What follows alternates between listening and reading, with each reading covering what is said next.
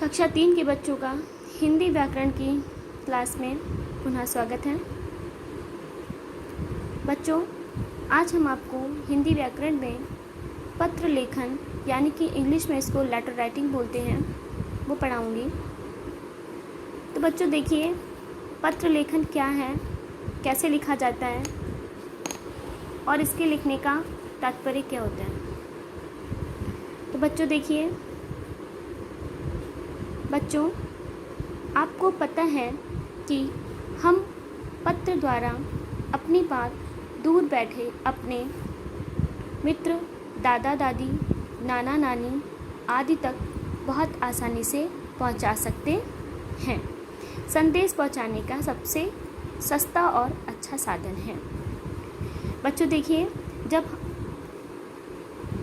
पहले mobile phone नहीं थे तो पुराने लोग क्या करते थे, पत्र के माध्यम से एक दूसरे का हाल चाल लेते थे। कोई भी अच्छा या बुरा संदेश होता था तो पत्र के माध्यम से ही वो एक दूसरे को सूचित करते थे। अब मोबाइल फ़ोन आ गए हैं तो डायरेक्ट बात हो जाती है, तुरंत संपर्क हो जाता है। तो बच्चों आपको पता है कि हम पत्र द्वारा अपनी बात दूर बैठे अपने मित्र, दादा दादी, नाना नानी आदि तक बहुत आसानी से पहुंचा सकते हैं। संदेश पहुंचाने का यह सबसे सस्ता और अच्छा साधन है। पत्र लिखना भी एक कला है बच्चों। पत्र है बहुत अच्छी तरीके से लिखा होना चाहिए जिसको पढ़ने वाला अच्छे से समझ सके। उसमें क्या है, बहुत विस्तार में नहीं लिखना है, जैसे कि आपको अपनी बात संक्षेप में उस पत्र में लिखनी है ताकि पढ़ने वाला ज़्यादा परेशान ना हो या बोर ना हो और आपकी बात कम शब्दों में जल्दी समझ जाए। तो बच्चों देखिए, पत्र लिखना भी क्या है, एक कला है। इसे लिखते समय हमें कुल विशेष बातों का ध्यान रखना चाहिए। तो क्या है बातें? पत्र जो है बहुत लंबा नहीं होना चाहिए, जैसा कि मैंने बताया कि पढ़ने वाला बोर हो जाए या परेशान हो जाए। पत्र की भाषा क्या होती है, सरल और स्पष्ट होनी चाहिए। जो अपनी बात कह रहे हैं उसको सही साफ शब्दों में और सरल भाषा में और स्पष्ट करके लिख दीजिए। पत्र में लिखी गई बात बिल्कुल स्पष्ट होनी चाहिए। जो आपको कहना है वो आप जो है बिल्कुल स्पष्ट और साफ शब्दों में लिख दीजिए। पत्र बच्चों दो प्रकार के होते हैं। बच्चों आप देख रहे हैं ये कार्ड है, इसको पोस्ट कार्ड बोलते थे हम लोग, और ये नाम, पता और पिन लिखा जाता था और जिसको भेजना होता था उसका नाम यहाँ लिखते थे, उसका पता लिखते थे, उसका पिन लिखते थे और इसको हम लोग पोस्ट करते थे और पत्र उस व्यक्ति तक पहुँच जाता था। तो बच्चों पत्र में लिखी गई बात बिल्कुल स्पष्ट होनी चाहिए। पत्र दो प्रकार के होते हैं, अनौपचारिक पत्र और औपचारिक पत्र। बच्चों देखिए, पत्र क्या है, दो भागों में बट गया है। एक अनौपचारिक पत्र होता है, दूसरा अनौपचारिक पत्र होता है। तो बच्चों अब देखिए, अनौपचारिक पत्र क्या होता है, घरेलू पत्र होता है। ठीक है, अनौपचारिक पत्र क्या होता है बच्चों, घरेलू पत्र होता है जो अपने मित्रों, सगे संबंधियों, रिश्तेदारों आदि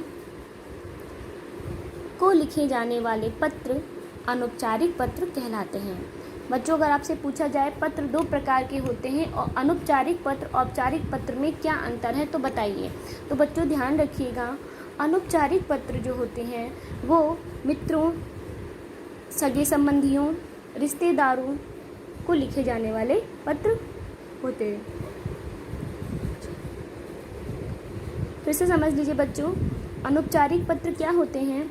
अनौपचारिक पत्र अपने मित्रों, सगे संबंधियों, रिश्तेदारों आदि को लिखे जाने वाले पत्र अनौपचारिक पत्र कहलाते हैं। ध्यान रखें, अनौपचारिक पत्र रिश्तेदारों को लिखे जाते हैं, सगे संबंधियों को लिखे जाते हैं और मित्रों को लिखे जाते हैं। मैं बार बार इसलिए बता रही हूँ ताकि आप लोग इस चीज़ को समझ लें, ताकि रटने की ज़रूरत ना पड़े।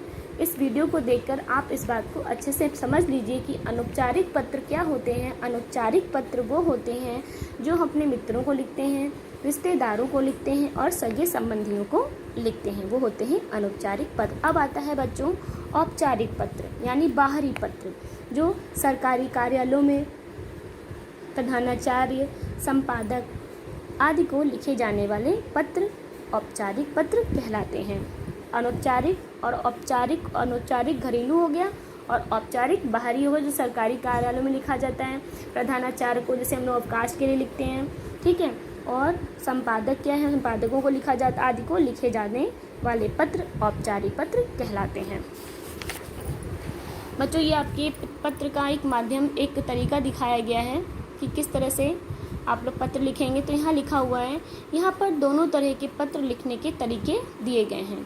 आपको कैसे पत्र लिखना है वो आपको बताया गया है, ठीक है बच्चों। यहाँ पर दोनों तरह के पत्र लिखने के तरीके दिए जा रहे हैं, ठीक है।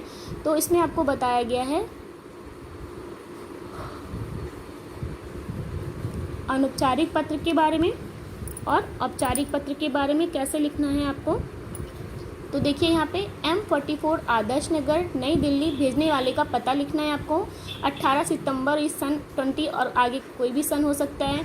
प्रिय मित्र को संबोधन करना है, संशय अभिवादन करना है और कुशल मंगल पूछना है। फिर विषय विस्तार के बारे में आप इसमें लिखेंगे। फिर अंकल आंटी को सादर नमस्ते और छोटे भाई बहन को प्यार। फिर इस तरह से समापन हो जाएगा और हमारा मित्र जो भी आपका उससे संबंध है, ठीक है। फिर यहाँ पे मयंक हो जाएगा नाम उसका। तो बच्चों, आपने देखा अनौपचारिक पत्र कैसे लिखा जाता है। अब आप देखिए यहाँ पे एक बालिका अपने दादाजी को अपने परीक्षा पत्र के बारे में, परीक्षा फल के बारे में बताते हुए क्या लिखती है। देखिए बच्चों, लिखा है दादाजी को अपना परीक्षा फल बताते हुए पत्र। तो उसने क्या लिखा है, इसे अपना पूरा दादाजी को एड्रेस दिया है पूरा। यहाँ पे 2 अप्रैल इस आदरणीय दादाजी, सादर प्रणाम। हम सब यहाँ पर कुशल हैं। आशा करती हूँ कि आप भी वहाँ पे कुशल होंगे। बच्चों, जब पत्र लिखते हैं तो अपने भी हालचाल देते हैं, अपना भी बताते हैं कि हम यहाँ पे सुरक्षित हैं, अच्छे हैं। और भगवान आशा करती हूँ मतलब कि आप भी अच्छे ही होंगे, कुशल मंगल होंगे। हम सब यहाँ पर कुशल हैं। आशा करती हूँ कि आप भी वहाँ पर कुशल होंगे।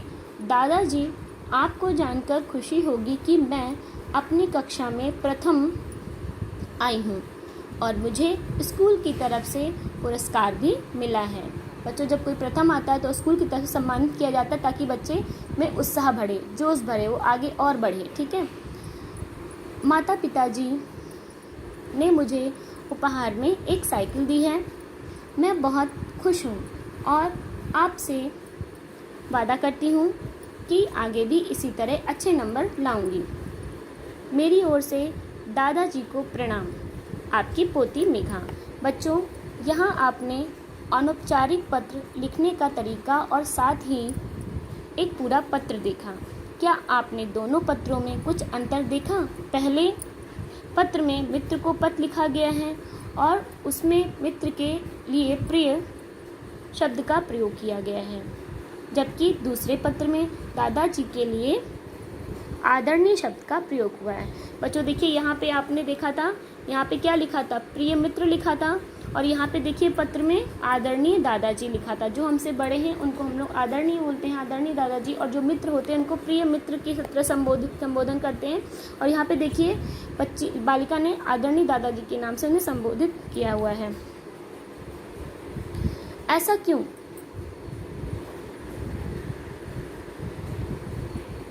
आदरणीय शब्द का ऐसा क्यों?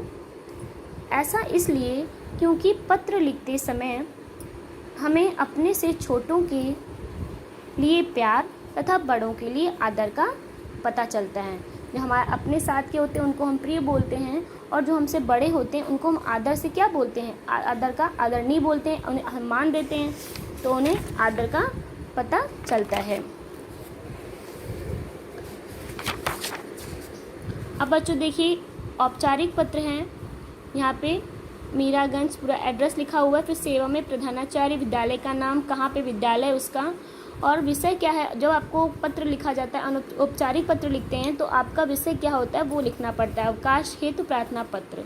फिर महोदय को संबोधन करते हैं, अपना परिचय देते हैं, विस्तार बताते हैं, फिर धन्यवाद के साथ समापन करते हैं और अपना आज्ञाकारी छात्र छात्राएँ अपना नाम और पता लिखते हैं, अपनी क्लास लिखते हैं।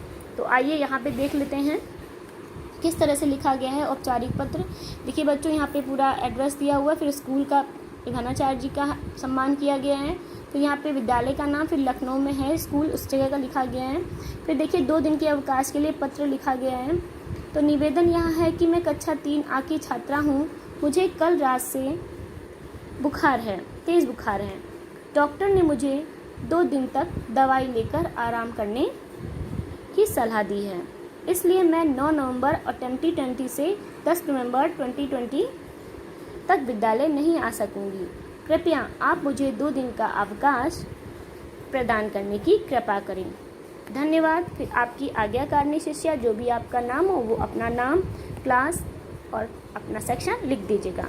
तो बच्चों, ये औपचारिक पत्र का तरीका आप लोग सीख लीजिएगा, ये बहुत अच्छा है, ताकि आप लोग कभी छुट्टी लें तो इसको आप लोग हिंदी में खुद से टीचर को लिखकर पत्र दें। तो बच्चों, ये आपका चैप्टर यहीं समाप्त होता है। फिर मिलेंगे नेक्स्ट वीडियो के साथ। तब तक आप बच्चों इस पत्र लेखन का अभ्यास अवश्य कर लें। धन्यवाद। फिर मिलेंगे।